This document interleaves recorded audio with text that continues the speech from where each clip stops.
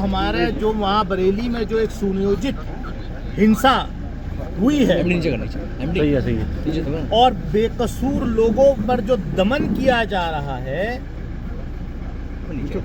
उससे वहाँ के जो विक्टिम्स हैं उनसे मिलने के लिए और वहाँ के लोकल पुलिस प्रशासन को ये कहने के लिए कि भी आप लोगों के साथ नाइंसाफी ना करें, सही है, जुल्म ना करें, बेगुनाह लोगों के को गिरफ्तार किया जा रहा है, वहाँ बेगुनाह लोगों के घर तोड़े जा रहे हैं। ये लोकतंत्र के अंदर ऐसा पहले कभी देखने को नहीं मिला। हमने जाने का, हम अकेले जा रहे हैं, हम सिर्फ वहां जाकर के शांति की अपील कर रहे हैं। हम यहाँ से भी लोगों को मैसेज दे रहे हैं कि भड़कावे में ना आए, किसी के शांति और सौहार्द बनाए रखें। लेकिन हम साथ में उत्तर प्रदेश के मुख्यमंत्री की भाजपा सरकार को, योगी आदित्यनाथ की भाजपा सरकार को और उत्तर प्रदेश की पुलिस को भी हम चेतावनी दे रहे हैं कि ये दमनकारी नीति छोड़िए। नाइंसाफी और दमन ज्यादा दिन तक नहीं चलता। इस देश में बाबा साहब डॉक्टर भीमराव अंबेडकर ने जो संविधान दिया है, सबको बराबरी का हक दिया है। आज उस संविधान की धज्जियां उड़ाई जा रही हैं। गांधी के देश में जिस तरीके से दमनकारी सरकार काम कर रही है, कभी सोचा भी नहीं होगा।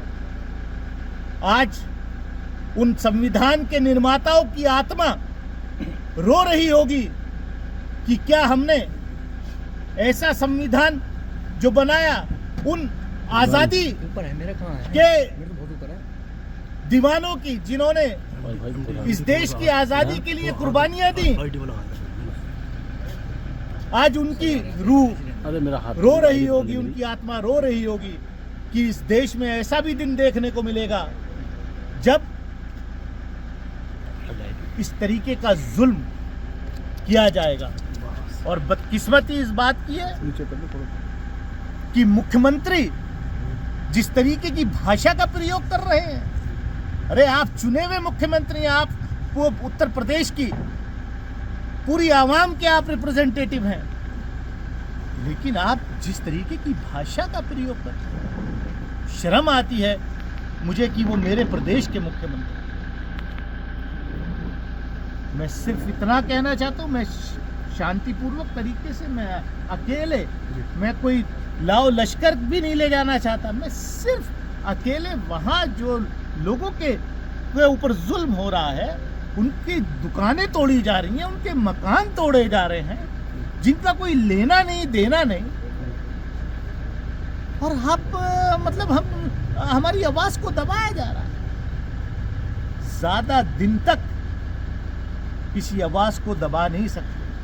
दमन जाका की लाइफ जो है वो ज्यादा नहीं होती। हम गांधी के मानने वाले हैं, हम अंबेडकर के अनुयायी हैं, हम मौलाना आजाद के अनुयायी हैं। हम शांतिपूर्वक तरीके से वहां जाना चाहते थे। हम शांति में आस्था रखते हैं, हम इस देश के लोकतंत्र में आस्था रखते हैं। जी, आपके डेलीगेशन में कौन कौन जाना चाहता था?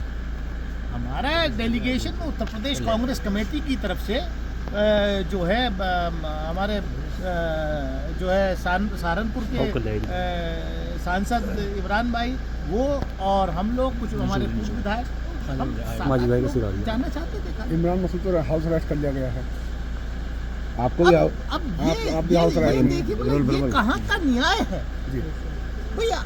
हम कौन सा फर्क पड़ रहा है अगर हम वहाँ जाकर के लोगों से मिल लेंगे, अगर हम वहाँ जाकर के लोगों को के जख्मों पर मरहम लगा देंगे, या वहाँ जाकर के हम वहाँ के लोकल प्रशासन को हम कहेंगे कि भाई आप इस तरीके की कार्रवाई ना करें। लेकिन ये तो एकदम से ऑथोरिटेरियन रूल है। मतलब पुलिस स्टेट आप बना रहे हैं। लोकतंत्र का मतलब क्या रह गया?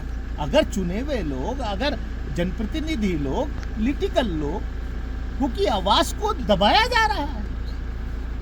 जलवायु मतलब होने के बाद भी कार्रवाई, अब इन पर बुलडोजर कार्रवाई कर रही है सरकार।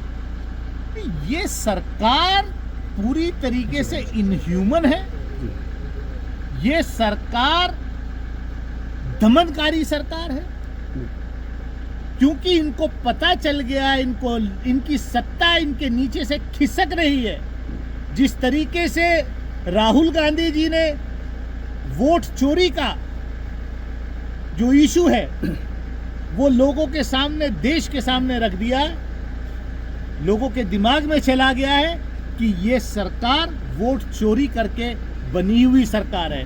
इसलिए अब इस तरीके की साजिशें सरकार कर रही है कि किस तरीके से प्रदेश का माहौल बिगाड़ा जाए और फिर दोबारा उत्तर प्रदेश में सांप्रदायिक ध्रुवीकरण किया जाए। लेकिन मैं जानता हूं कि अब ये इनकी नौटंकी नहीं चलने वाली है। उत्तर प्रदेश की जनता समझ चुकी है। कोई बहकावे में नहीं आएंगे लोग, किसी भी चाल में नहीं आएंगे। इनको हटा करके दम। अब हाउस अरेस्ट आप तो कैसे जा पाएंगे? अब कैसे? मैं तो कोशिश कर रहा हूँ जाने की। जी। अच्छा, मैं जाने दे दिया तो क्या करेंगे आप? ना कोई वारंट है ना कुछ। भाई कोई बताए ना कि किस लिए मुझे रोका जा रहा है। पुलिस कब तक तैनात की गई है? आप क्या हाउस अरेस्ट लेकर? मैं तो रात 10 बजे के करीब, 10:30 बजे करीब क्षेत्र में से, अमरोहा के ही देहात में से दौरा करके आया तो देखा गया कि जो पूरा इन्होंने। अच्छा, कल जो है गायत्री प्रजापति पर भी हमला हुआ जेल के अंदर, क्या कहना चाहिए? उत्तर प्रदेश में कोई लॉ एंड ऑर्डर नाम की चीज नहीं है। कोई भी व्यक्ति सुरक्षित नहीं है, ना अपने घर में सुरक्षित है, ना सड़क पर सुरक्षित है, ना जेल में सुरक्षित है। अगर आप ये वीडियो YouTube पर देख रहे हैं तो हमारे चैनल को सब्सक्राइब कर बेल आइकन दबाएं, और Facebook पर देख रहे हैं तो हमारे पेज को लाइक करें।